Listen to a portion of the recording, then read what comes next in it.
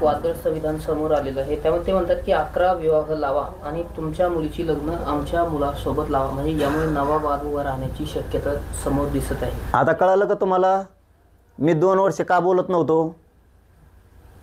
कोणाला बोलायचं आणि कोणाला नाही बोलायचं हे आम्हाला चांगलं माहीत होतं.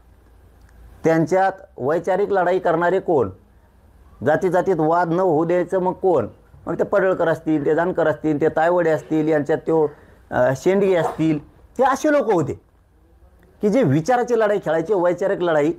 परंतु ही ज्यावेळेस अस्मितेवर घालायचा प्रयत्न करतात त्याचा अर्थ असा होतो की याला स्वप्न पूर्ण करायचं आहे त्या परळीच्या लाभार्थी टोळीचं, आणि गोत्यात आणायचे मराठे, धनगर आणि गोरगरी ओबीसी.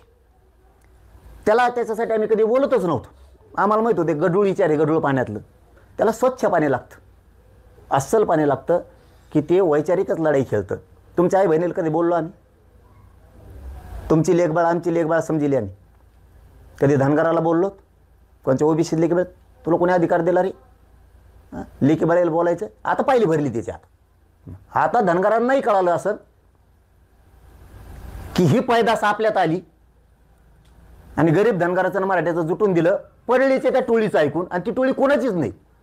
कितीतरी धनगरच लोक सुद्धा त्यांनी मारून टाकलेत. त्या पिठीला मारून टाकले धनगराचं पोरग तळ्यात, एकुलतं एक. ह्याच लाभार्थी टोळीनं कित्येक तरी धनगर मारलेले त्यांनी हातापाय मोडूस तर. आणि याच्या माध्यमातून फक्त त्यांना डाव साधायचा आहे. त्याला नाही मोजीत मी आणि गिनीत नाही त्याला.